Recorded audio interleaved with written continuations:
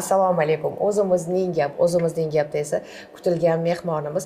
O'tgan gal suhbatimizda niyat qilgan edim, yana ko'rishish, yana suhbatlashish nasib qilsin deya. Yaratgani taqdiri ekan, yana nasib qildi. Assalomu alaykum. Va alaykum assalom. Vaqtingiz xush bo'lsin. Xush kelibsiz. Sog' bo'ling. O'zbekistonda xizmat ko'rsatgan artist, ustoz, ijodkor Gulchehra xonim Ibrohimbekova. Assalomu alaykum yana bir bor. Xush ko'rdim. Kayfiyatlaringiz yaxshi opajon? Yaxshi, Xudoga shukr. Ko'rinishlaringiz yaxshi. Harakat qilyapmiz. Ko'z tegmasin. O'sha tabassum. Hali izohlarda siz haqingizda qo'yilgan postdagi izohlarda o'qiganda ham o'sha tabassumlari boshqacha, juda latofatli, juda nazokatdagi tabassumlari qanday bo'lsa, hali ham shunday deb yozishibdi-da. O'sha Farg'onadagi nazokatlar. Ko'p yozishadi, chindan ham. Endi albatta hammasini o'qiy olmaysiz. Men aytmoqchimanki, ularga javob ham bera olmayman men. Telefon yurg'izishni bilmayman. Mollarim yurg'izishadi. Kechqurun o'tirib, o'g'lim o'qidi, men eshitib o'tirdim. Xursand bo'ldim. Xursand bo'lganimki, ijodkor ijod qilsa ham qilmasa ham el nazaridan qolmasin ekan. Har doim ham ijod qilavermaysiz-ku. To'g'ri. Sizga o'sha ijod qiladigan rolingiz yo keladi, yo kelmaydi, yo davr to'g'ri kelmaydi, yo sog'lig'ingiz to'g'ri kelmaydi. Lekin bu mana palonchi aktyor negadir ko'rinmay qoldi degan gap, bu menimcha juda zo'r gap bo'lsa kerak. Dazmolni ham yoqqanda shu aktyor chiqadi degan gapdan Xudo asrasin. Gulchehra, ko'pchilik sizni dushanbelik deyishadi, tojikistonlik deyishadi. Samarqandliklar yo'q, Samarqandda tug'ilganlar deyishadi. To'g'ri. Toshkentliklar yo'q, Toshkentda bo'lsa kerak deyishadi. Aslida o'zi Samarqand tug'ilgansiz, a? Men Dushanbada 10-maktabda o'qiganman-da. O'sha men bilan o'sha paytda o'qiganlar bo'lganmi, yo eshitganlar bormi? Gulchehra opam Dushanba shahrida tug'ilganlar, 10-maktabda o'qiganlar, keyin Toshkentga o'qishga ketganlar deb yozilgan. Bu to'ppa-to'g'ri. Men Samarqandda tug'ilganman. Aziz muxlislarim, ota shahrim Samarqand. Otam rahmatlik Samarqandlik. Mani onam Ikrom opaga nima aloqasi bor degansizlar? Chunki ular Qarshidan. Ular Qarshidan. Mani tog'am. Opa, aka bo'lishgan onam bilan bular. Onam yolg'iz bitta qiz bo'lganlar. Onalaridan qolgan uy bor edi Dushanbada. Biza o'sha 4 ta bolali bo'lganimizdan keyin Tojikistonga ketganmiz. Tojikistonda men o'qidim, maktablarni bitirdim. San'atimni men Tojikistonda boshlaganman. Ko'p vaqt aytganman, Hamza teatri, o'zimizning hozirgi teatrimiz gastrolga borgan, Tojikistonga Dushanbaga. Ikrom opa borganlar endi. Onam rahmatlik hamma artistlarni chaqirganlar uyga, mehmon qilganlar. Har kuni kechqurun borib biz spektakllarni ko'rardik. Loxoti teatrida qo'yishgan ular. Shu teatrga borib ularni ko'rganimdan keyin men teatrda ishlaydigan aktrisa bo'laman deganman. Orzu. Vaholanki bu soha bilan maktabda shug'ullanganman. Gulchehra opa, bugun sizning rollaringiz haqida emas, chunki uni xalq yaxshi biladi. Tomoshabinlar yaxshi biladi. Mana eng oxirgilari kecha o'tgan kuni televizorda namoyish etilgani yo'q, 40 yil oldingisini ham xalq rosa yaxshi biladi. Davr bilan davrning farqi bor. To'g'ri. Bugun boshqacharoq davr. Siz yangi shogird bo'lganingizda, teatrga endi kelgan paytingizda yoki talabalik paytingizda san'at ahli u qadar yulduzlik kasaliga mubtalo bo'lmas edi. Yo'q. Bir suhbatlaringizda eshitib qoldim. O'sha teatrda katta aktyorlar ham o'sha paytda teatrga hamma qatori tramvayda, metroda, avtobusda kelishardi. Endi bugungi holat ham aslida texnika zamoni zayli. Lekin zamoni zayli bo'lmagan boshqa narsa bor. Yulduzlik keragidan ortiq o'shanga mubtalo bo'lishlik deyman-da. Bilasizmi Feruzaxon, bu juda chiroyli savol, juda ham kerakli savol. Mani ota-onam oddiy insonlar bo'lishgan. Oddiy ishchi bo'lgan otam. Onam oddiy bir tikuvchi bo'lganlar. Shu tikuvchilikni orqasidan 5 ta farzandni hammasini birini-biridan kam qilmasdan oliygohlarda o'qitib, sharafli kasblarga hammamiz ega bo'lganmiz. Oilamizda hamma meditsina xodimi, bitta men ajralib chiqqanman. Chunki onam rahmatlik aytganlar, mana uyingni oldida tashmay nima medinstitut tashmida ham bu yerda ham tashmida turamanda. Shunda opangdan keyin bir kursdan keyin chiqasan, tayyor narsa, tayyor material senga konspektlar o'qigan. Yo'q, bu tomonda medучилище, bu yog'imda medinstitut. Avtobusda, trolleybusda o'tardimki, shular meni tortmasin deb. Men shu darajada qo'rqardim.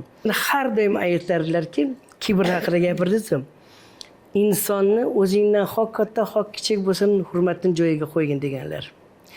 Yana bitta narsa shu gaplari esdan chiqmaydi. Shu qulog'imga shuni nima qilgan. Seni hurmat qilsa 10 karra hurmat qilgin. Seni hurmat qilmasa 10 karra jazosini bergin deganlar. Shu narsa menda bor. Mehri kuchli bo'lgan insonni qahri ham qattiq bo'ladi deyishadi. Qahrim qattiqligi bor. Sizda lekin shu narsani sezaman, xafa bo'lmaysiz aytsam. Yo'q. Hali kimnidir agar tergiydigan bo'lsangiz, chunki mana salbiy qaynonalar roli ham sizda zo'r chiqadi-da. Salbiy qahramon ham chiroyli chiqadi. O'sha ich-ichingizdan kelib qoladigan joylari bor. Me kelibdi? O'tib ketayotgan ekan.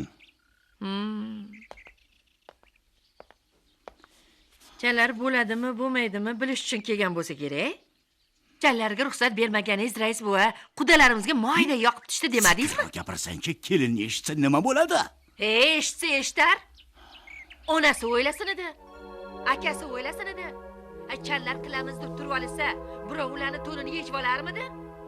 Meni ham o'g'lim bitta. Birovdan kam joyim bormi? O'chari.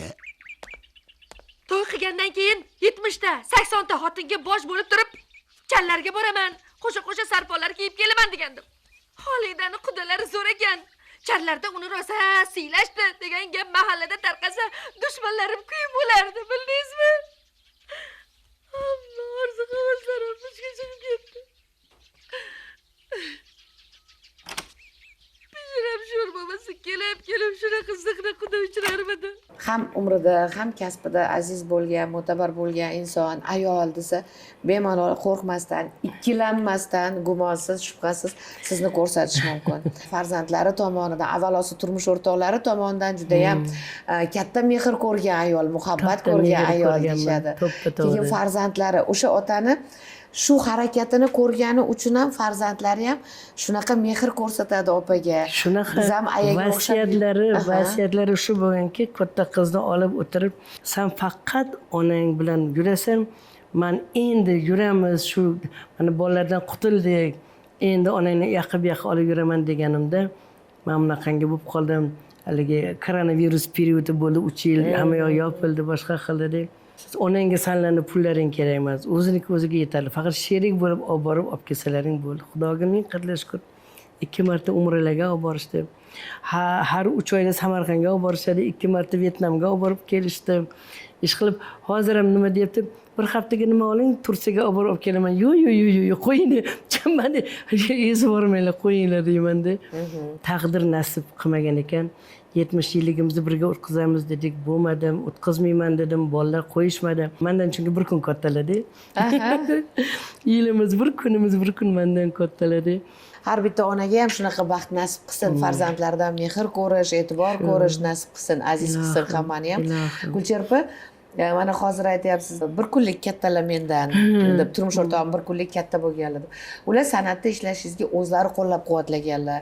Birga texnikumda ham dars bergansizlar. Doim hayotingizda yoningizda bo'lganlar, ya'ni qo'llab-quvvatlaganlar-da.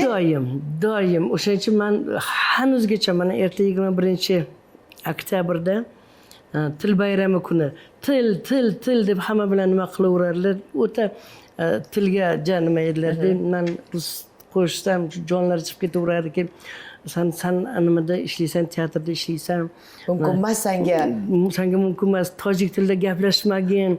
Men urug'larim bilan tojikcha gaplashaman endi. Darrov tiling ketib qoladi, qilmamoq. Til bayrami kuni bandalikni bajo qildilar. Qarang. Endi bu nimada?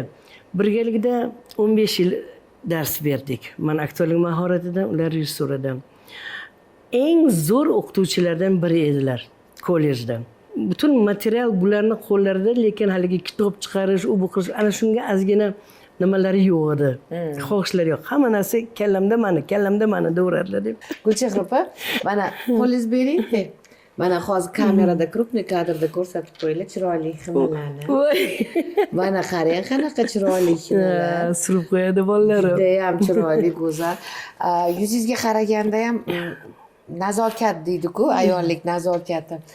Yoshingiz mana ko'z tegmasa umringiz uzoq bo'lsa 7-10 yillik. Shunga qaramasdan qo'llarda xinolar, yuzingizdagi nazokat, latofat hali o'z o'rnida turibdi. Hozir gapirganingizda hatto bundoq qilib kulishlaringizgacha hozir e'tibor berib qarab turibman-da. Shuncha narsadan ortib nazokatni ham saqlab qola olishi o'zi ham bir mehnatmi, bir nima bu? Feruzaxon, men yoshligimda mana Abdurahmonda kelin bo'lib tushganman endi. Endi o'sha bundan 50 yil, necha yil bo'ldi? Turmush qurgan 50 yildan oshib ketdi. 72-yili.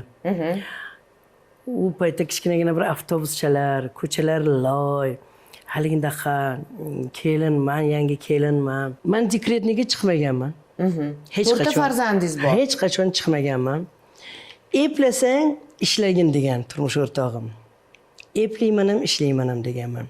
To'g'ri, birinchi katta qizimni 2 yashar qilib onam bergan. Chunki men hali endi chillasi ham chiqmagan bolaga Dushanbada Tojikistonda tuqqanman katta qizimni.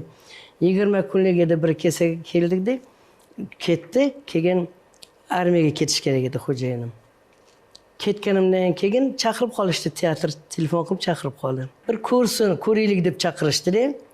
Rol berishdi, shu bilan qolib ketdim. Bola u yoqda. Bola u yoqda. Onam ishlayver, o'zim qarayman, ishlayver. Ular shunchalik meni san'atkor bo'lishimga ishtiyoqlari shunchalik baland ediki, hamma narsaga rozi edilar. Faqat shu ijod qilib.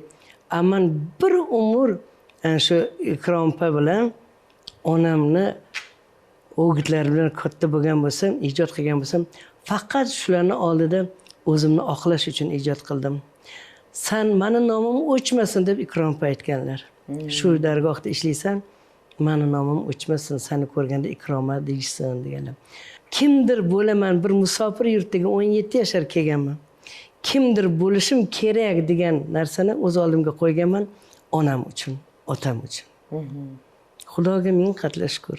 Hayron bo'lmang, siz meni tanimaysiz. Ammo men sizni juda ham yaxshi bilaman. Siz eski va dongdor vojatisiz. Siz katta qalb, buyuk idrok egasisiz. Siz mehmon, shoirmisiz deyman-a? Ham shoir, ham olim. Do'stga do'stu, zolimga zolim. Charchaq yigit ekansiz. Men hammangizni ham bilaman. Nazokatxon gapirib berdilar. Mana bog'dan chiqib kelayotgan Marhamat opam. Yo'q, buni. Tikuv fabrikasining ilg'or ishchisi topdimmi? Voy, topdingiz aylanib. Salom Marhamat opa. Voy, yaxshimisiz? Kenayim, ko'ku. Voy, nasib. Voy, aylanib keldingiz. Voy, hozir. Voy, biram ochilib ketdingiz. Voy, o'lib qo'ying, sochingiz qani? Voy, kenayim, moda-ku, moda. Mana. Hali Adolat opamiz kutgan ishqalarda salom prokuror Adolat opa desam, bu ham hayron bo'ldilar, to'g'rimi? Yo'q, menikidan bo'ladi. Ha, nega endi? Men gazetasiga bora qolay.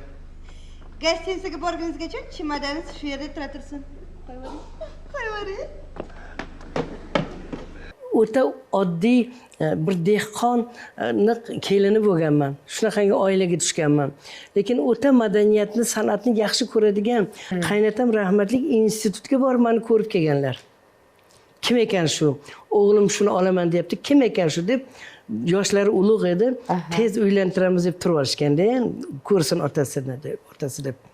O'sha yoqqa borib meni ko'rib kelganlar. Yoqqanmisiz? Ha. Aha. Meni qaynonam odamlarning gapida, lekin menda shu odat bor, haligacha bor. Men odamlarning gapi bilan yurmayman. Meni kimdir nimadir deydi, nimadir gapiradi, voy unaqa deydi degan narsa yo'q menda. Shu tomondan ozgina o'rislik tomonim bor. Bilmayman-da.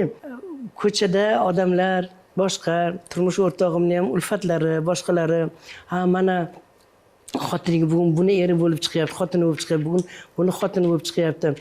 Shu sohada o'qib turib, shu sohada ishlab turib, uyimizda juda ko'p bo'lgan narsalar bu narsalar. Kelgan rollarni o'qib olarlar. Xo'jayingiz. Ha, bu bo'ladi, bo'lmaydi. Xo'p dedim. Bitta biror marta kinoga ruxsat bermaganlar. Uyimga kelishganda ham ruxsat bermaganlar kinoga. Chunki 4-kursda o'qiganimda Germaniya studiyasidan kelib film olishgan. Bizani kursdan olishgan. Bizani kursdan menga epizod tushdi. Qolganlar ommaviy sahnaga tushdi. Tashmoriga bordik. Kastyor bo'lyapti. Kastyorda o'sha men shu mehmonlarni kutib olishim kerak, shunaqangi joy. Men o'zim bilan o'zim ovoramanmi? Orqada nima bo'layotganligini men bilmayman. Adamiz ko'rganlar. Shu bo'ladigan syomka bo'lsa, tamom syomka deganlar. Boshqa syomka-pyomkaga meni qo'ymaganlar. Mana shu rahmatli Shernapam uyiga kelganlarda tangalar bolalar bor-ku, Barchinapani rolini o'ynashim kerak edi. Yo'q deb turib oldilar. Chamadonni tayyor, biz ketyapmiz deb turib olganlar. Yana kimnidir olib kelishgan. 3 kunda o'zingiz o'sha yerda bo'lasiz, bola chaqangiz bilan dam olasiz. 3 kunda bo'shatib beramiz sizni. Yo'q, biz kinoga tushmaymiz. Chunki kinoga tushgan odam badnom deb tarqalgan. O'sha paytda. O'sha paytda Rixsoy aka bilan biz hali partnyor degan narsa bor. Partnyor bir-birini sezsa juda yaxshi chiqadi rollar. Men ham sahnada, teatrda, ham boshqa joylarda biz faqat Rixsoy aka bilan partnyor bo'lganmiz. Rixsoy akadan otalar ustida kelib, xotin Gulchara o'ynasa, men kelib Rixsoy akam o'ynasinlar dedim. Shunaqa o'ynaganmiz. Keyin bir kun qarindoshimiznikida to'y bo'ldi. Biz o'sha yerda biz endi adamiz borgan ma'murda sostav keldi. Sostav Rixsoy akamning sostavlari ekan. Olib borish kerak ekan. Hozir akam keladilar, mana bizani kenayimiz. Adamiz o'tiriblar endi, san'atkorlar bilan o'tiriblar gaplashib. Hozir akam keladilar, bizni kenayimiz bo'ladi. Kim kenayingiz deganlar kim? Mana Gulchara opa, Rixsoy akamni xotinlari unaqa deb. 2 kun oldin aytganlarga sen partnyoringni o'zgartirgin. Butun O'zbekiston Gulchara opalar er-xotin o'ynashadi doim. Sizlarni ham shunaqa deb o'ylashadi deganda, nimaga o'ylashadi? Hamma biladi. Siz meni erim ekanligingizni deganman-da. Rixsoy aka shuna keldilar. "O" deb so'rashib, u qilsaga tanishing degan nima? Haligi bolaga adamiz. Onasi ikkita taqsimchida chuchvara olib keling degan. Qotib qolgan haligi bechora nima qilishini bilmay chiqib ketib qolgan uyalganidan. Hozir eng yaxshi partnyorim Said Komil aka teatrda. Gulchehra opa, mana 50 yillik ijod bo'lsa kerak o'zi ham. Oshdi. 50 dan oshdimi? Ko'z tegmasin. Ijod 74-yil 1-yanvardan boshlab ishga tushganman. Hozir 75-yil. Hayot Husnim ketdi bu teatrda. yo'q, hech ham ketmagan. Sog'lig'im ketdi, umrim ketdi. Qarindosh urug'larimdan uzoqda yashadim shu teatrda deb. Lekin baribir teatrimni yaxshi ko'raman. ko'rasiz. Tura olmayman. Amin. Umringga, rizqingga Alloh baraka bersin. Yaxshi o'tiribsizlarmi? Uzr. Manda bu nimani qidiryapsiz? Uzr. Alo. Kim bu? Yo'q, men hozir gaplasha olmayman. Men Farg'onadaman, buvamlarnikida. Borgandan keyin gaplasharmiz. Xo'p. Uzr. Ya bu chigirtkani o'zgarasiz-ku. Ha, chigirtkani ovozini qo'yib qo'yganman. Ya buchi, ana bostirmani ustiga chiqib qolsangiz bor-ku. Tamam, dunyoni narigacha o'tib bilan gaplashaverasiz. Shoshmay tur jonim bolam. Mana shu telefoningda ammalaring bilan gaplashsam bo'ladimi, ha? Yo'q. Ammalarim, bolalarim, ana qiz o'rtog'ingiz bordilar-ku, Sora xola. Ular bilan gaplashasiz. Sora bilan gaplashsam bo'lar ekan, Sora bilan gaplashadigan bo'lsang, senga pul yetkazib bo'lmaydi. Buni 1 daqiqasi pul tursa kerak. Yo'q. Qarang Gulchehra opa, hozir sizga qarayapman, havasim kelyapti, ko'z tegmasin. Shu yoshingizda turib, o'sha yosh haligi nima deydi, 8-9-sinfda o'qiyotgan Gulchehrani ko'rib qolsangiz, nimani qattiq tayinlagan bo'lardingiz? Nimani ehtiyot qilishini tayinlagan bo'lardingiz Gulchehra opa? Bilasizmi, mana shu damni, mana yo'llar yopildi-yu endi. Yo'llar Tojikistonda yo'llar yopilib, ham rahmatlik o'tgandan keyin yilga bordim, shu bilan keyin boshqa bormadim. 20 yil deganda bordim. Agar 20 yilda borganimni nima qilsangiz, mani hayajonim 1 oy uyda shetda yurganimda 1 oy men o'sha hayajonimni bosa olmadim. Men boraman, o'sha yurtimni ko'raman, o'sha sinfdoshlarimni ko'raman, maktabimni ko'raman, o'zimni uyimni ko'raman, katta bo'lgan hovlimni, joyini ko'raman. Bilaman, u yerda boshqa narsalar qurilib ketgan. Hayajonim shunaqa ko'p bo'lganki, bolaligimga ana shundan o'sha men kirib ketdim. Hali shu yerdaligimda. Keyin hatto bolalarga aytdimki, uncha sizlar bir sochlarimni bo'yamaysizlarmi, u qilmaysizlarmi? Men ketishim kerak. U yerda 69-yilda bitirgan, 10-sinf bitirganlar yig'ilamiz deb yig'ilishgan. Gulchehra kelyapti deb. Men bordim. Shaharni tanimayapman. Shu darajada shahar o'zgarib ketgan, u narsa yo'q. Keldim o'zimni domga hovliga tushdi. Hovli endi yo'q ketgan, dom bergandim. Domga kirdik, boshqa bo'ldik. Domlarni oldi ham bir fayzsiz bo'lib qolgan. Juda orasida, juda toza domlar edi. Men esimda o'zgarib hamma ketib g'alati fayzsiz joylar bo'lib qolibdi. Betlarni bir supurish kerak ekan deganman hattoki. Sinfdoshlar bilan uchrashdik, eslashdik. Maktablarni esladik, boshqalarni esladik. Men juda ham xursand bo'ldim. Keyin maktabimni qidirdim. Hech narsa yo'q.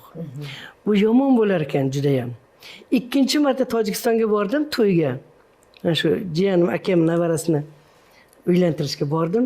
Ko'chaga ham chiqqanim yo'q. Chunki siz kutgan joylar yo'q-da. Siz izlagan joylar yo'q. Men faqat o'sha maktabdoshlarim bilan eslashdik, qancha o'tirib nima qildik. 18 ta odam yig'ilganmiz men bilan. Lekin maktabimga yig'ilib, menga 2 yildan beri aytishyapti, izlarimni syomka qilaylik u bo'lib. Tojikistonga ham boramiz işte. U yerda kimim qoldi meni deyman, lekin absalampir bo'ldi. Hech qanaqangi izlarim yo'q dedim.